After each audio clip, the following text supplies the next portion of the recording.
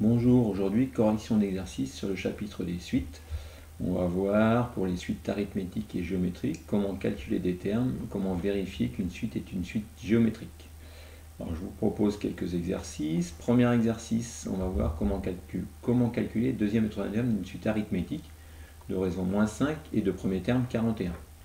Donc on peut dire que U1 égale 41 et la raison est de moins 5. Donc on sait que U2 c'est U1 plus R. U1 égale 41 et R égale moins 5, ça fait donc 41 moins 5, c'est-à-dire 36.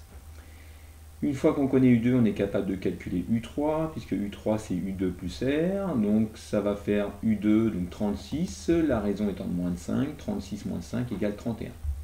Voilà pour ce premier exercice. Deuxième exercice, calculer les deuxième et troisième termes d'une suite géométrique de raison Q et de premier terme 10. Suite géométrique, on sait qu'on passe d'un terme au terme suivant en multipliant toujours par la raison. U1 égale 10, Q égale 4. On peut donc dire que U2 c'est U1 fois Q, c'est-à-dire 10 fois 4, 40. Et U3 c'est U2 fois la raison, c'est-à-dire 40 fois 4, 160. Voilà pour ce deuxième exercice.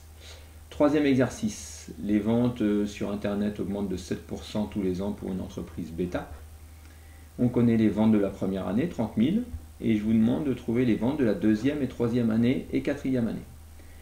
Alors pour ça, déjà première chose, il faut savoir si on a affaire à une suite arithmétique ou une suite géométrique.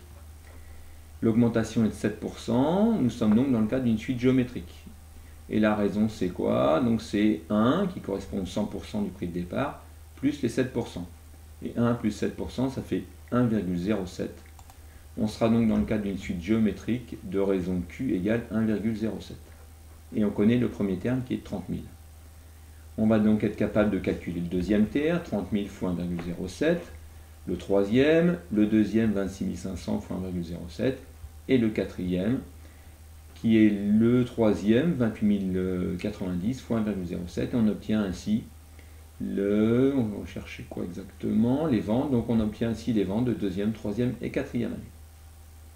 Autre exercice, on connaît les rangs des termes, les valeurs de la première suite et de la deuxième suite.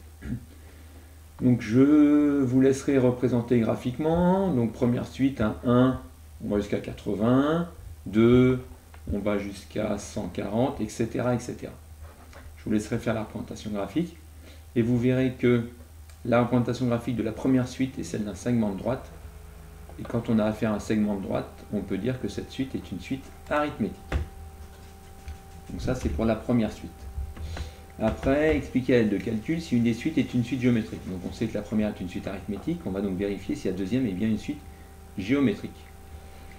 Comment faire pour ça? Donc on va faire U2 divisé par U1, U3 divisé par U2, etc., etc. Donc voilà les différents calculs. À chaque fois, on obtient 3. Donc ça veut bien dire que les quotients sont tous identiques, cette suite est une suite géométrique. On passe d'un terme au terme suivant en multipliant toujours par 3. Voilà pour cet exercice. Nouvel exercice qui va nous permettre de vérifier nos connaissances sur les suites arithmétiques et les suites géométriques. Premier cas, nous avons ici affaire à des années et les chiffres d'affaires. Qu'est-ce qu'on observe? On observe que là, à chaque fois, le chiffre d'affaires diminue de 170.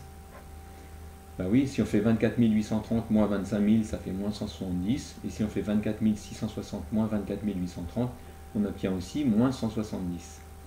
On a donc affaire à une suite arithmétique, et la raison est de moins 170. Nous, on veut trouver le chiffre d'affaires en 2021. On est en 2018, donc on va calculer celui-là de 2019 en soustrayant 70. Celui-là de 2020, même méthode. Celui-là de 2021, même méthode. Et on est capable comme ça de trouver le chiffre d'affaires en 2021. Donc le chiffre d'affaires sera de 24 150. Autre cas, une autre entreprise, donc chiffre d'affaires, on voit qu'il diminue, mais il ne diminue pas tout le temps de la même valeur, puisque là il diminue de 500, et là il ne diminue pas de 500. Ce n'est donc pas une suite arithmétique. Il va donc falloir vérifier si on a affaire à une suite géométrique. Comme on a vu au-dessus, pour vérifier si c'est une suite géométrique, on fait U2 divisé par U1 et U3 divisé par U2. Et on voit qu'on obtient toujours la même chose. Donc on a bien affaire à une suite géométrique. Donc on a une suite géométrique sous les yeux, donc c'est facile de trouver les différents chiffres d'affaires pour les années qui suivent. Il suffit de prendre le chiffre d'affaires de 2018, de le multiplier par 0,98 pour avoir celui-là de 2019, multiplier par 0,98 2020, etc., etc. Et on obtient ainsi le chiffre d'affaires. Je vous laisserai le vérifier. Vous pouvez éventuellement poser des différents calculs, ça vous aidera. On obtient ainsi le chiffre d'affaires pour 2024, qui est de 21 269,07. Dernier exercice que je vous propose. On connaît le temps en secondes pour faire un 800 mètres. Et au fil des années, ce temps diminue de 3%. Les coureurs vont de plus en plus vite. On sait qu'actuellement, il est de 95 secondes, le temps pour faire un 800 mètres. Quel sera donc le temps dans 5 ans? On a affaire à une diminution de 3%. Nous sommes donc dans le cas d'une suite géométrique. Et la raison est de 1 moins 3%, c'est-à-dire 0,97. J'ai trouvé la raison. Et je sais que c'est une suite géométrique. Donc il suffit de multiplier après à chaque fois par 0,97 pour obtenir le temps d'une année, après la deuxième année, après la troisième, la quatrième et la cinquième. Je vous laisse vérifier les calculs et vous allez trouver 81,58. Le temps dans 5 ans donc pour faire un 800 mètres sera donc de 81,58 secondes.